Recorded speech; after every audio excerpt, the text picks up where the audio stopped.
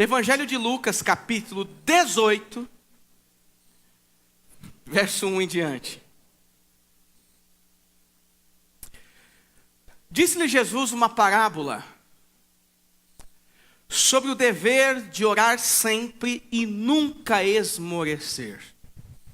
Havia em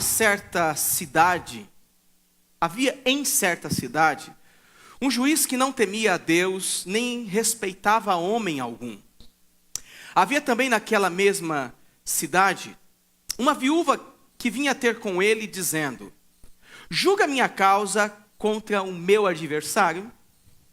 Ele por algum tempo não a quis atender, mas depois disse consigo: bem que eu não temo a Deus, e nem respeito a homem algum.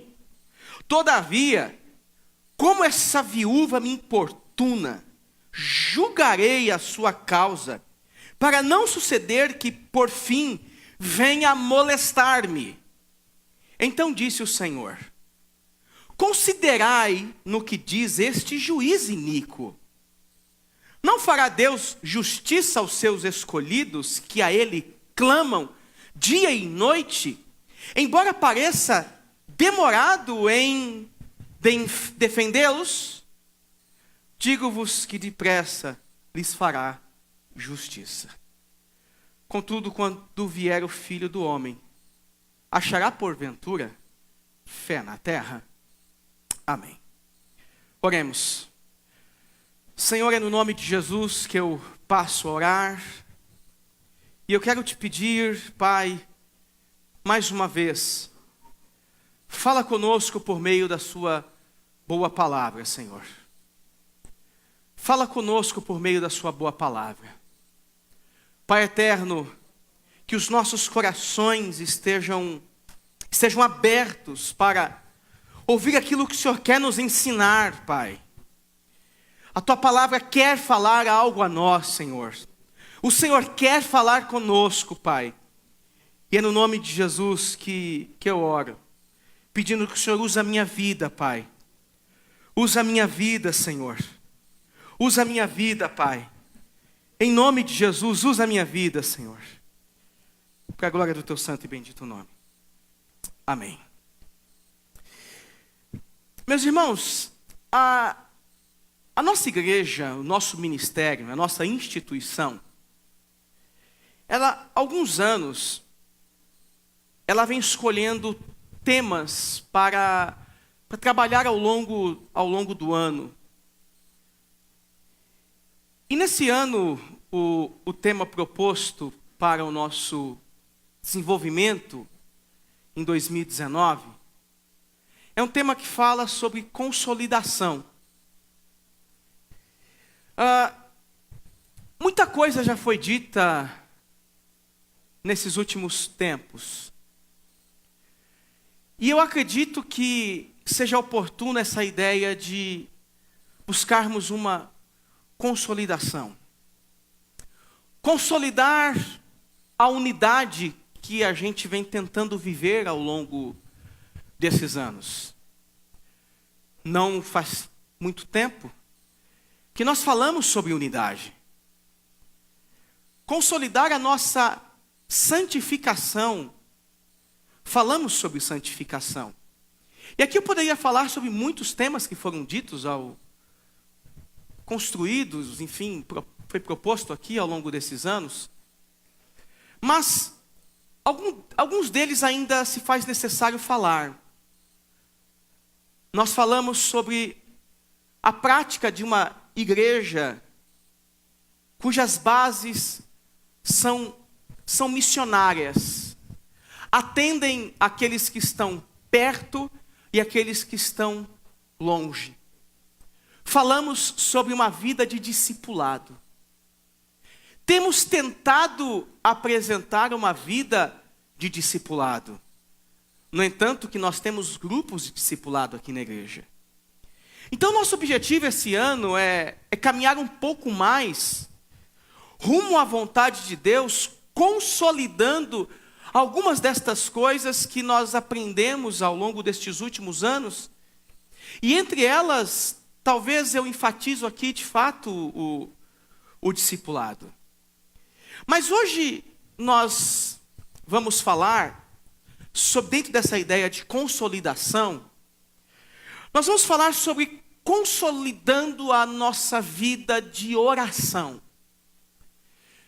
Consolidando a vida que podemos ter de oração, no aspecto da oração. Nós lemos um texto que fala sobre o dever de orar sempre e nunca esmorecer. Trata-se de uma parábola. Jesus está contando uma parábola. Só que essa parábola, ela está inserida em um contexto muito interessante, muito importante.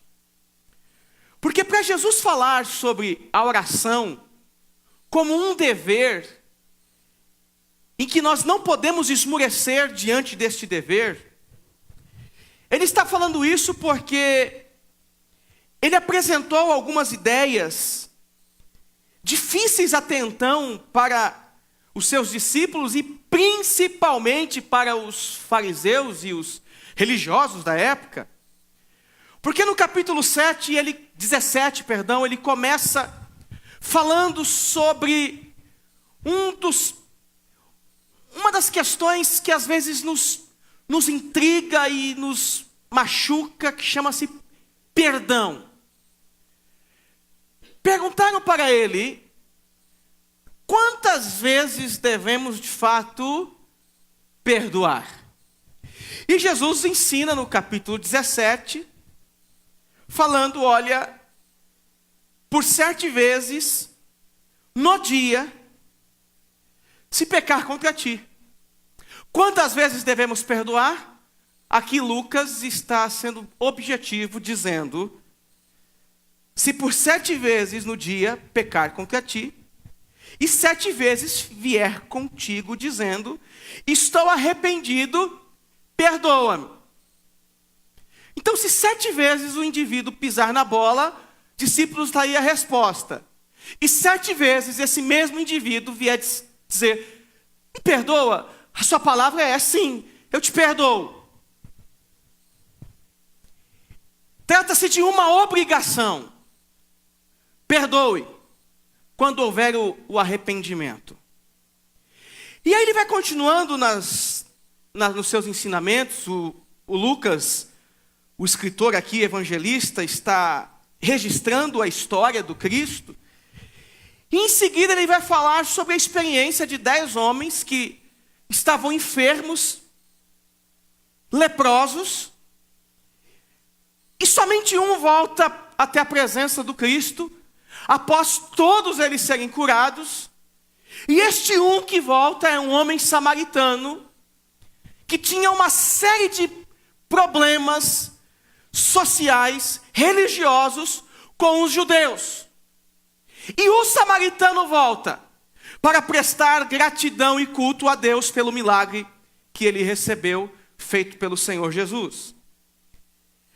E por fim, o capítulo 17 trata de um tema muito relevante.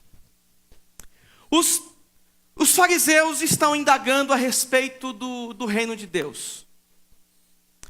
Os fariseus estão perguntando, interrogando a Cristo, dizendo, quando virá o reino de Deus? E o capítulo 17, verso 20, nós podemos ler um pouquinho. O texto vai dizer assim,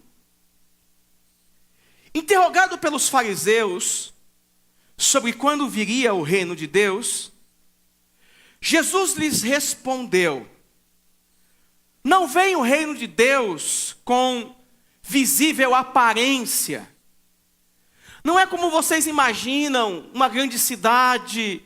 Não, ele não vem com esta aparência grandiosa, cheio de glamour, como vocês sonham, na reconstrução de um reino. Não vem desse jeito.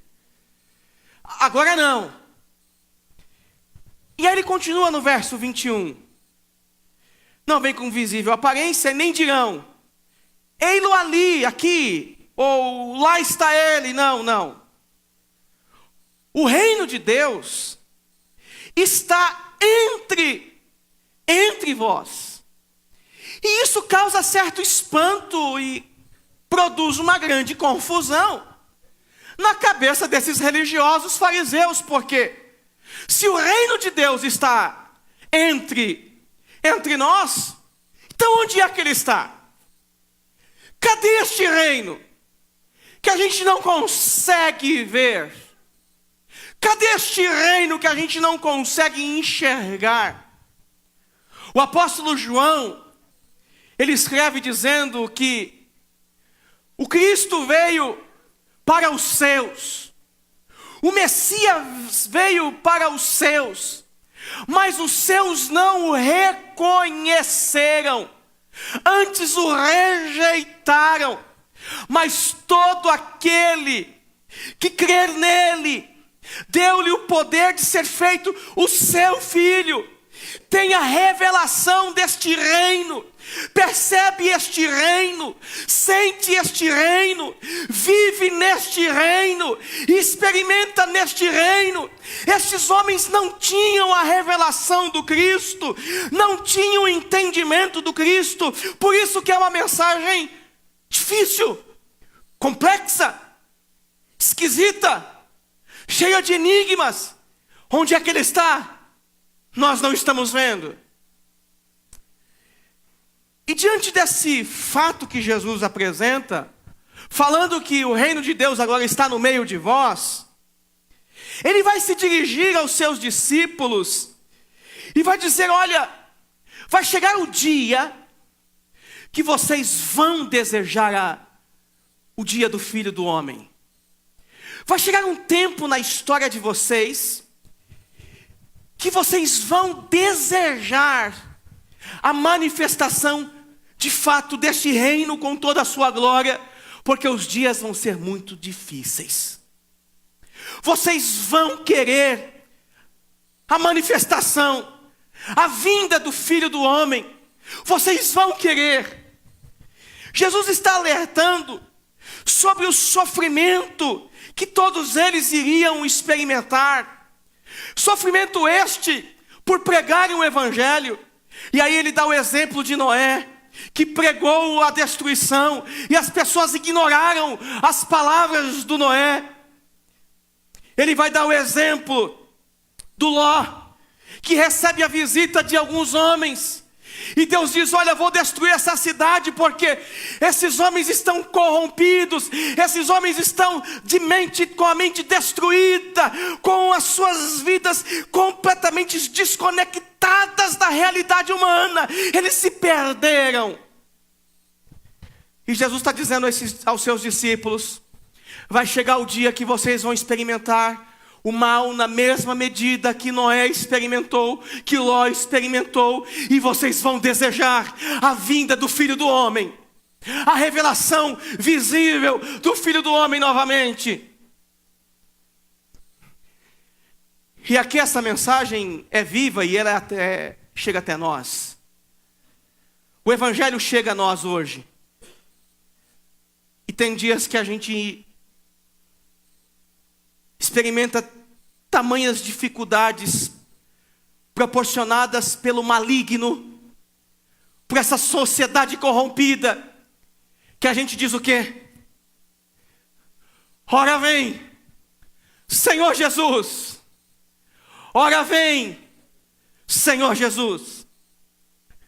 Existem tempos na vida que a gente luta para fazer o certo, e aí pessoas nos julgam, porque queremos e estamos fazendo o certo.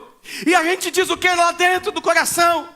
Ó Senhor Jesus, ora vem, Senhor Jesus. Então, diante deste episódio, destes fatos que Jesus está apresentando para os seus discípulos, o Lucas vai descrever que Jesus agora se volta novamente para eles e vai lhes contar esta parábola. vai lhes dizer esta parábola. Disse-lhe Jesus uma parábola, em virtude do que eles escutaram. Os dias serão maus, os dias serão complexos, os dias serão terríveis. Disse Jesus então uma parábola, após eles escutarem toda essa quantidade de informação negativa. O que diz essa parábola? A parábola é sobre o dever de orar sempre e nunca esmorecer. O dever de orar sempre e nunca esmorecer. Meu irmão, presta atenção aqui em mim. Presta atenção aqui em mim. Olha para mim. Olha aqui para mim. Vocês estão me vendo lá em cima? Quem não está me vendo, vê pelo vídeo. Eu quero fazer um trato com você aqui nessa noite. Eu quero fazer um acordo com você aqui. E eu não vou te dar dinheiro. Mas, se você escutasse a voz de Deus hoje, você obedeceria? Samuel, se você ouvisse Deus falando contigo hoje, você e eu entendemos que o que nos resta fazer é obedecer. Manda quem pode. Hã? Não é assim na sua casa, Antônio Carlos? Manda quem pode, Joelma, obedece quem tem juízo. Não é assim, Paulinha? Paulinhos? Né? Os demais homens aí, posso ouvir um amém? Amém. O Ilquias foi o primeiro a falar amém. É isso aí, Bia. Doutrinado. Beleza? Se nós ouvíssemos Deus falar conosco, ouvíssemos Deus falar com a gente aqui, nós obedeceríamos, sim ou não? Sim. Então vamos fazer um trato? Se você ouvir Deus falar com você hoje, por meio da palavra, você promete obedecer?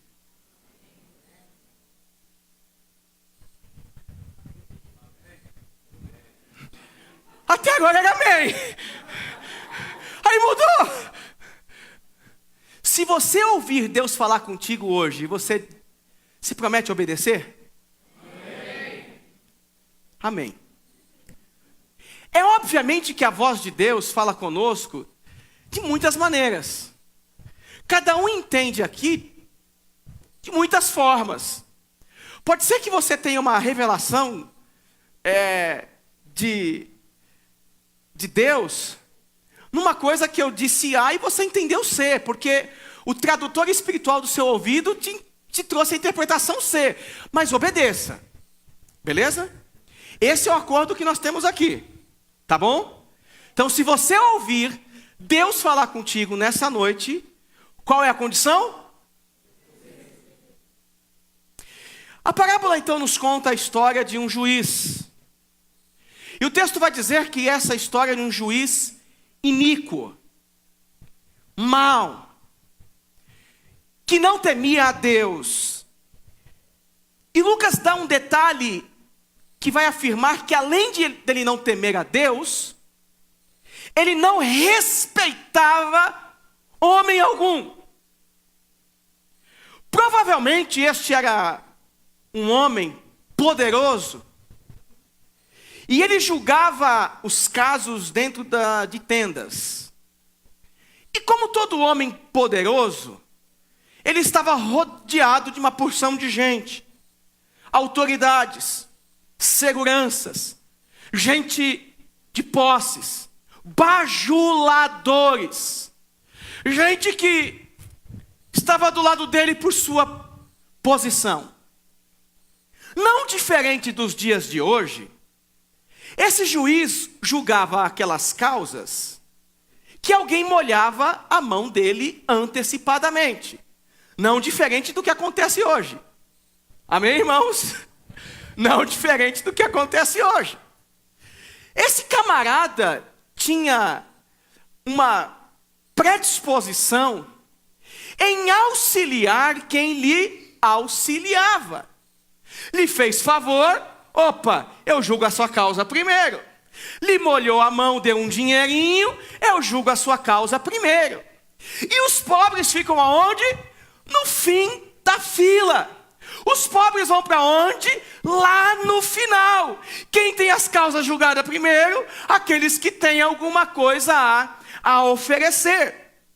Então esse juiz é esse tipo de gente. Gente que olhava para os que estavam no final da fila com desdenho. Gente que não acreditava em fazer o bem, porque não temia o Deus e nem respeitava o homem. E o texto vai dizer que naquela mesma cidade que tinha um juiz com esse tipo de comportamento, também tinha uma mulher. Verso 3 do capítulo 18 que nós lemos.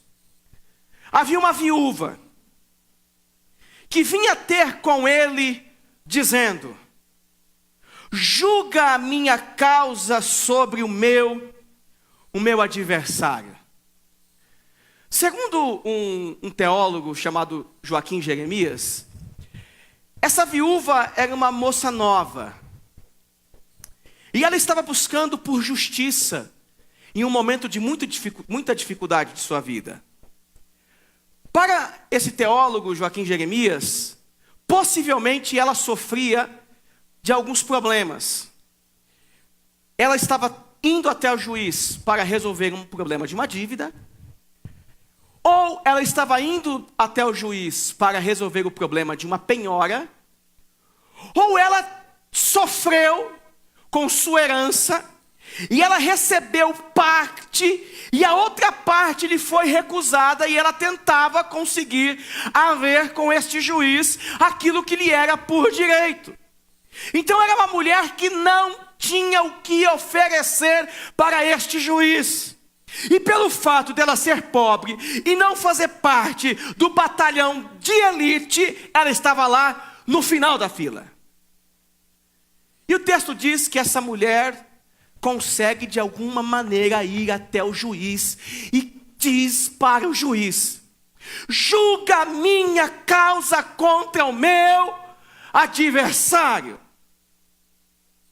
Só que o versículo 4 e 5 do capítulo 18, Lucas amplia o que está acontecendo nessa história, na parábola de Jesus, e ele descreve agora o que o juiz passa a pensar sobre essa mulher. Verso 4. Ele por algum tempo não quis fazer o quê? Atender. E eu fico imaginando que essa mulher, ela não foi atendida uma vez, ela não foi atendida duas vezes. A história não descreve quantas vezes, mas aqui eu me dou o direito de imaginar e supor que foram muitas as vezes. Foram muitas porque causou incômodo na parábola contada por Jesus. O homem, o juiz iníquo, ele vai ficar aborrecido, porque ele não aguentava mais ouvir as palavras desta mulher: julga a minha causa contra o meu adversário. Mas ele depois disse consigo mesmo: que droga! Essa mulher está passando dos limites. Se eu estivesse aqui numa conversa informal, eu diria outras coisas, irmãos. Amém? Então aí imagina se você quiser. E o texto continua dizendo, e ele diz assim: bem, que eu não temo a Deus, beleza. Eu também não respeito homem algum. Porém, essa viúva me importuna. Julgarei a sua causa. Para não suceder, por fim, que venha molestar-me. E a expressão molestar aí no texto quer dizer olho roxo. Que não venha me dar um soco no olho e eu ficar com o olho roxo. Eu preciso julgar a causa dessa mulher antes que ela parta para cima de mim e me agrida e vá para os finalmente. Essa mulher então passa a importunar esse juiz, constrangindo esse juiz, importunando, falando. E esse homem não aguenta mais. E aí, eu sou sincero a vocês, eu gostaria muito de ter um texto apócrifo desse episódio. Porque eu queria saber o que Jesus tinha a contar dessa história um pouquinho mais. Se é que tinha alguma coisa a mais. Porque a história acaba com a fala de Jesus. Mas eu queria saber o desfecho. Quem era o miserável que estava atazanando a vida dessa mulher. Eu queria saber o que aconteceu. Mas Jesus entra com a seguinte palavra aqui no texto. Verso 7. Não fará Deus justiça aos seus escolhidos, que a Ele clamam dia e noite, embora pareça demorado em defendê-lo? Não fará Deus justiça aos seus escolhidos, que a Ele clamam dia e noite, embora pareça demorado em defendê-los? Meu irmão, Jesus passa agora a ensinar os seus discípulos, e a palavra do Senhor está nos ensinando nessa noite, que nós temos um Deus que é justo, nós temos um Deus que faz justiça, e que vai ao encontro dos seus escolhidos, e nós somos os seus escolhidos, nós somos a sua igreja. E esse Deus que é justo, e vai ao encontro dos seus escolhidos, que somos nós, a sua igreja, Ele vai de encontro àqueles que clamam de dia e de noite, mesmo parecendo que está demorando, mas Ele vai ao encontro, Ele vai e atende as suas orações. E aí eu orava a Deus, quando meditava nesse texto, e para consolidar a nossa vida de oração, eu percebi que nós precisamos compreender, primeiramente, a boa vontade de Deus em ouvir e responder os pedidos dos seus filhos. Parte de Deus o interesse em nos ouvir. Parte do próprio Deus o interesse de ouvir você. Parte do próprio Deus o interesse de escutar a sua voz. Mas pastor, os meus pecados são muitos, as minhas tragédias são muitas, o meu coração está enrijecido, a minha alma está contristada. Ah, pastor, eu sofro. E como é que Deus vai escutar um homem como eu, uma mulher como você?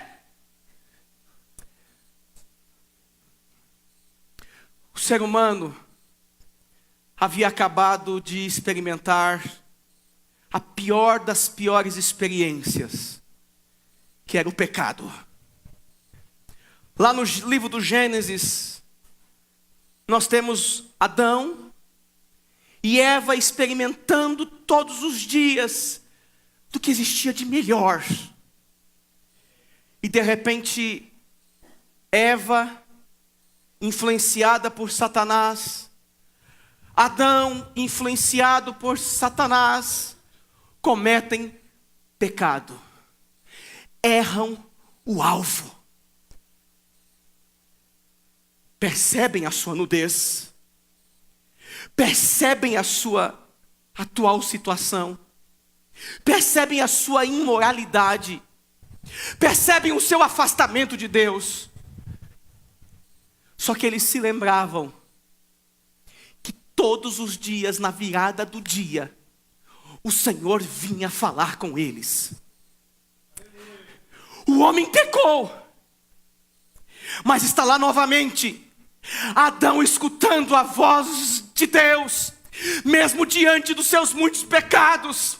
Adão, onde é que você está? Adão, onde é que você está? Porque você se esconde de mim? O interesse parte de Deus em falar conosco, em ouvir-nos, em chegar até nós. É um interesse divino, porque é um interesse paterno. É um interesse divino, porque é um interesse paterno. Ele ama a sua criação. Ele ama a sua criação. Ele te ama. Ele te ama. E não existe pecado que você cometa que vai impedir que Deus se predisponha a falar com você, a ir até você. Pastor, você não sabe o que você está falando. Eu sei sim, meu irmão.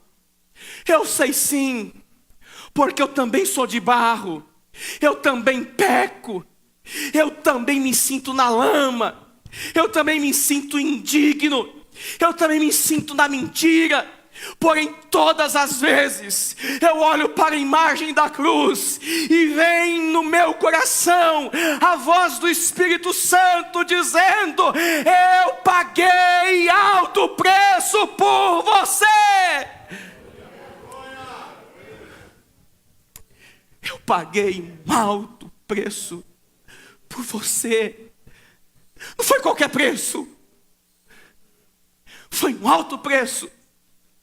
Por isso que parte de Deus o interesse de te ouvir.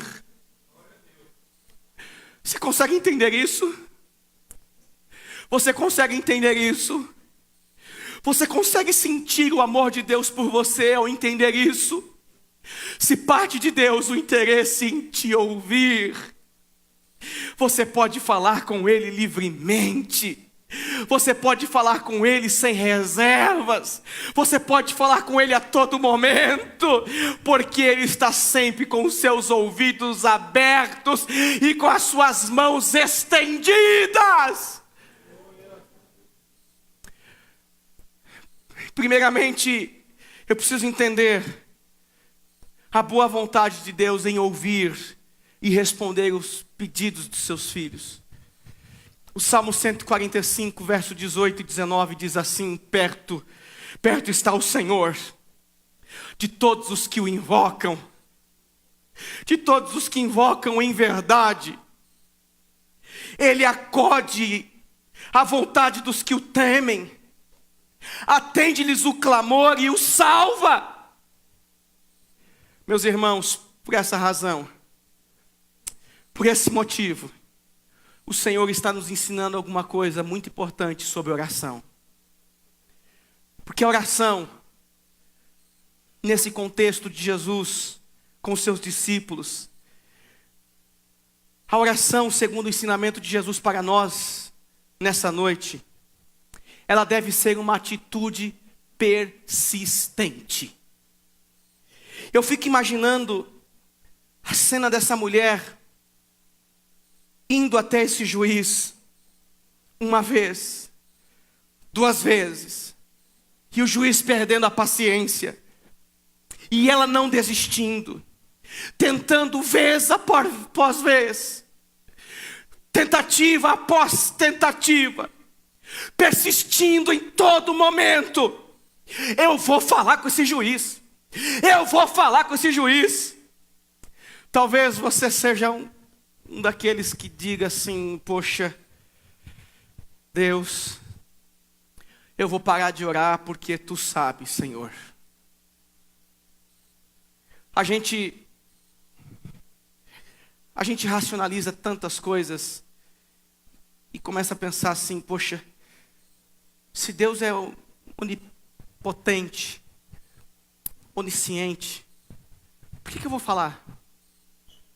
Tu sabes, Deus. Tu sabes de todas as coisas. E ainda usa até a voz de espiritual. Tu sabes o profundo e oculto do meu ser, Senhor. As palavras que eu ainda vou dizer, tu sabes. Então para que gastar tempo com esse negócio de pedindo, orando, persistindo? Meu irmão, foi a persistência que fez da igreja o que ela é hoje.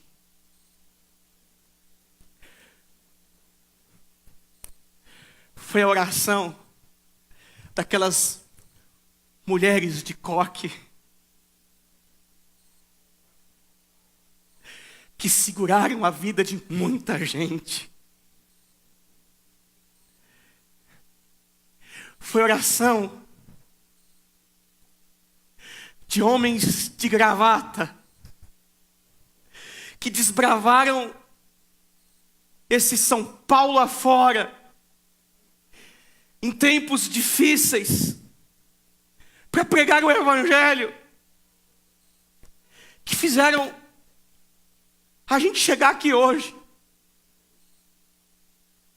Foi a oração que moveu o coração de uma senhora há mais de 34 anos atrás para doar esse terreno. Uma mulher de Arujá que orou pela vontade de Deus. E aqui foi iniciada uma pequena igrejinha. Foram feitos ajustes, crescimento. Foi a oração que fez que a gente chegasse até aqui hoje. Foi a persistência que me fez sair de São Paulo, largar uma história, largar uma vida, romper vínculos. Uma vez estava o Fernando aqui orando num lago.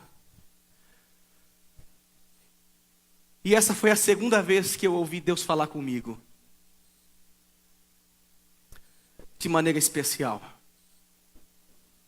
E Deus me disse assim, no meio da minha oração: daqui 1 ano, você não estará mais entre essas pessoas. Vou te levar para outro lugar. E eu não imaginava o que Deus tinha para mim. Casamos. Passou 3 meses, 4 meses quase, do nosso casamento. Está o Fernando recebendo uma ligação da instituição que nós fazemos parte, do nosso ministério, Igreja Pentecostal da Bíblia. Fernando, você quer ser pastor? Eu disse, eu oro para fazer a vontade de Deus, e se for isso que Deus tem para mim, eu quero. Então, vou te apresentar um lugar. Nós começamos a orar e chorar, porque nós tínhamos amigos. Nós tínhamos e temos gente que amamos demais. E a Priscila, naquela ocasião, quando a gente recebeu o convite, ela orou a Deus, porque ela nasceu numa igreja, cresceu numa igreja, encontrou o maridão aqui naquela igreja, se apaixonou, quer dizer, foi o contrário. Nós nos apaixonamos, e eu primeiro por ela, naquela igreja. E aí de repente, recebe a notícia de um convite, uma possibilidade de mudança. Tá, Deus, eu vou. Mas tem algumas condições. Primeira condição, nós não tínhamos nem vindo aqui, nem conversado com ninguém sobre aqui a igreja. Eu só vou se o templo for próprio. Eu não quero pagar aluguel, Deus. eu não quero pagar aluguel. Segundo, eu só vou se não tiver nenhum membro. Imaginando a oração, né? Será que ela não sabia que ela estava sendo enviada para uma igreja? Igreja tem gente. E aí chegamos aqui, Nana. Essa igreja, os portões fechados. Não tinha membros na igreja. E nos deram um punhadinho de ficha. Um punhadinho de ficha com 30 nomes. Algumas das pessoas que estão aqui, acho que eu liguei para a Cineia, você não é nessa época, né? Jane, quem é daquela época? Ninguém, né? A Jane, né? Uma Maria que não está aqui hoje. A Márcia e o Sebastião. Liguei para a Márcia e o Sebastião. Não, a gente é membro já de outra igreja. E aqui o Fernando e a Priscila começou esse trabalho. Eu me recordo, irmãos, quantas noites eu passei aqui nessa igreja sozinho. Chorando e orando. Orando e chorando. Por todos aqueles que sentariam nessas cadeiras aqui hoje. Quantas foram as vezes, eu não te conhecia, Anne, mas eu já orava por você. Eu não conhecia você, Edson, mas eu já orava por vocês. Eu já orava por todos vocês que fariam parte dessa comunidade no dia de hoje. Eu gastei parte da minha vida orando, intercedendo por esta igreja que está aqui hoje. Fernando, você faria tudo de novo? Eu faria tudo de novo. Fernando, você continua me abençoando. Continuo te abençoando e chorando por você, persistindo pela tua vida, orando para que Deus te abençoe, Walter, você, a sua casa, a sua família, orando para que Deus te sustente, Renato, Sueli, orando para que Deus abençoe a sua vida.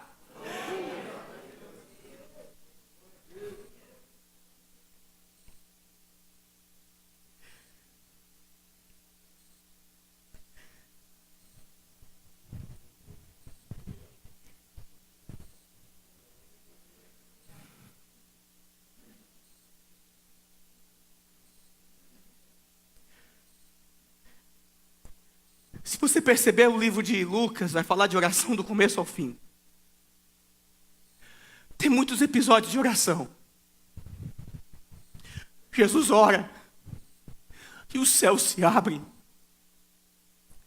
e ele escuta a voz de Deus dizendo: este é o meu filho amado em quem me comprazo.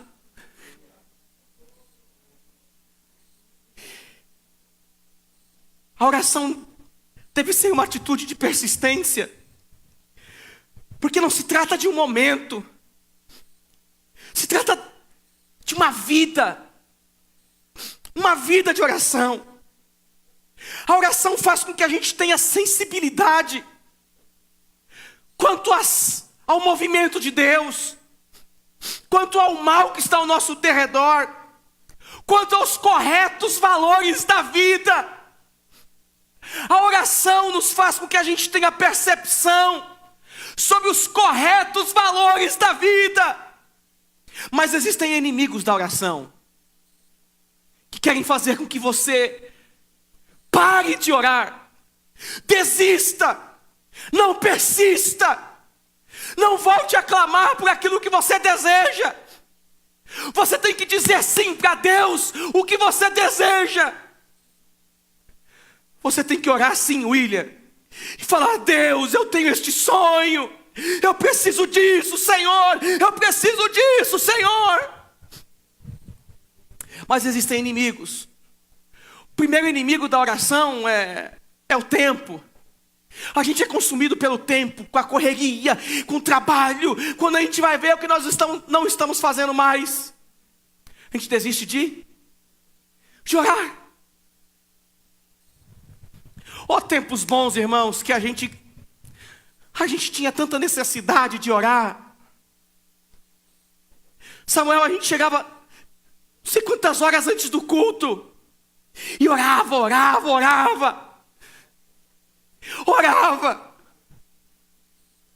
Mas o tempo foi nos engolindo. As promoções, dinheiro,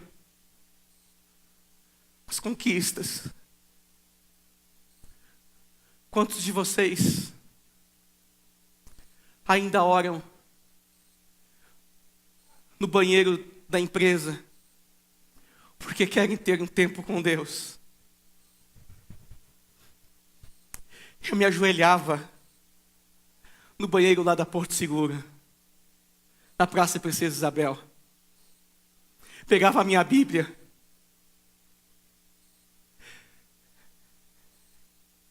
lá ajoelhado, e ficava assim, ó. Fala comigo, Deus. Fala comigo, Deus. Fala comigo, Deus. Fala comigo, Deus. Fala comigo, Deus. Fala comigo, Deus. Fala comigo, Deus.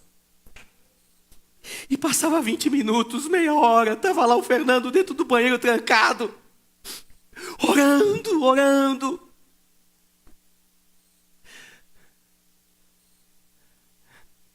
A gente perdeu bons costumes em nome do nosso entretenimento. A gente perdeu bons costumes. No último mês de dezembro, a gente chegou aqui 5h30 para orar. Quantas vezes você pôde chegar e não chegou porque não quis?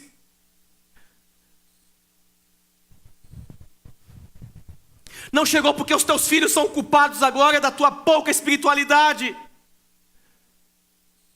Os teus filhos são culpados da tua pouca espiritualidade. Eles são tão culpados que eles se tornaram vocês.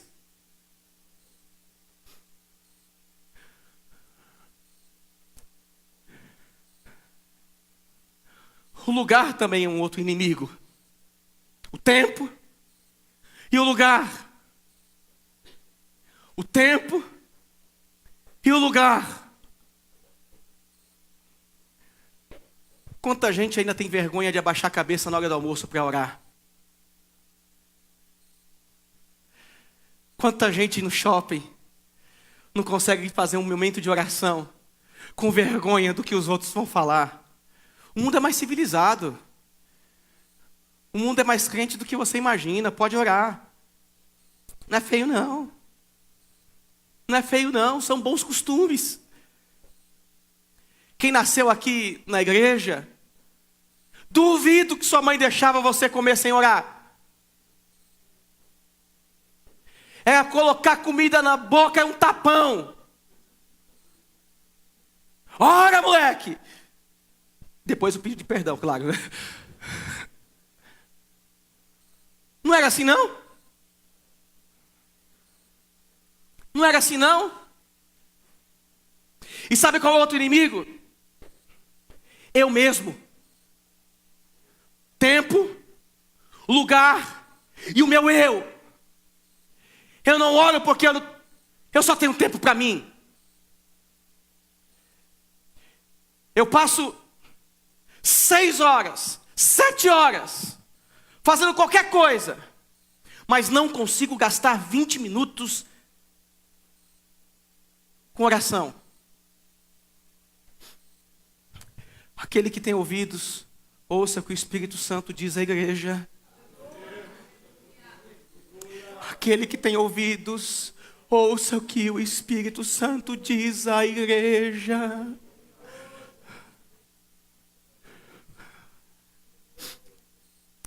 Jesus está nos ensinando que a oração deve ser uma atitude persistente. Você vai querer desistir, mas não pare. Você não vai ter vontade alguma de orar. Não pare, ore, ore, ore, ore, porque uma hora os céus se abrem e você prova do grande milagre de Deus. Ore, ore em nome de Jesus. Persista em nome de Jesus. Segundo, esse texto está me ensinando que a oração deve ser uma atitude perseverante. Devemos nos lembrar que o juiz era um homem iníquo. A mulher era uma mulher pobre. E Jesus está dizendo que essa mulher persistiu, perseverou,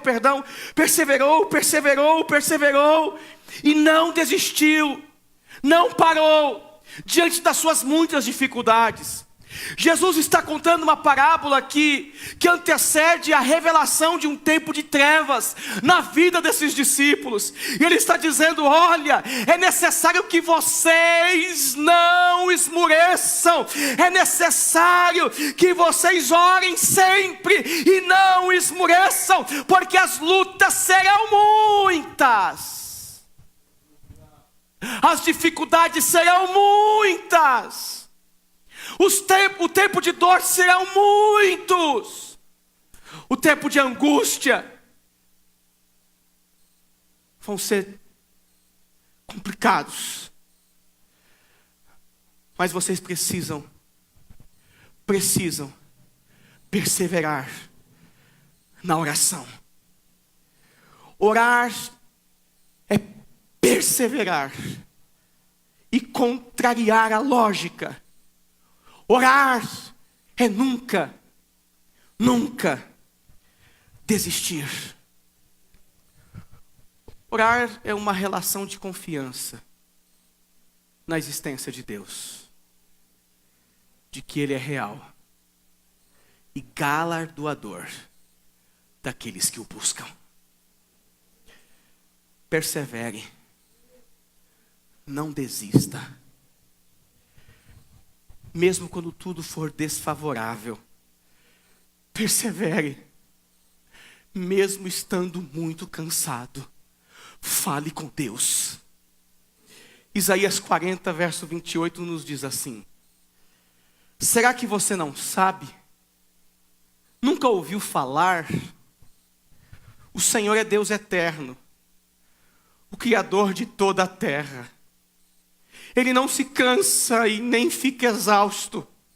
Sua sabedoria é insondável. Ele fortalece o cansado e dá grande vigor ao que está sem forças. Até os jovens se cansam e ficam exaustos, e os moços tropeçam e caem. Mas aqueles que esperam no Senhor renovam as suas forças, voam alto como águias, correm e não ficam exaustos, andam e não se cansam. Consolidar a vida de oração é perseverar no ato da oração. E terceiro e último, a oração deve ser uma atitude paciente. Porque nem sempre nós vamos experimentar a resposta daquilo que nós estamos orando ou pedindo a Deus. A oração, ela deve ser acompanhada de uma ordem muito clara. Nunca esmoreça. Nunca desista. Seja paciente. Seja esperançoso. Ora, Deus vai agir. Em algum momento Deus vai agir. Jesus responde aos seus discípulos nessa parábola, no verso 7, como eu disse: não fará Deus justiça aos seus escolhidos, que a Ele clamam dia e noite, embora pareça demorado em defendê-lo? Muito mais o Senhor está disposto a te ouvir do que esse juiz iníquo dessa parábola. Orar pacientemente e esperançosamente é orar por aquilo que é impossível e por aquilo que desconhecemos a solução. Eu não sei quantas impossibilidades você vive. Ore. O Senhor pode reverter todas essas coisas. Ore. E aquilo que é possível, aquilo que você conhece, aquilo que você sabe o que deve ser feito, apenas busque a aprovação de Deus. Tem coisa que a gente precisa orar pedindo que Deus faça, porque é impossível. Mas tem coisas que nós já sabemos o que devemos fazer. Então nós precisamos pedir a aprovação de Deus para dar o próximo passo e fazer. Ore sempre. Ore sempre. Entenda isso nessa noite, a fim de nós consolidarmos as nossas vidas de oração. Porque desvalorizar a oração é diminuir a importância da fé. Eu vou repetir isso.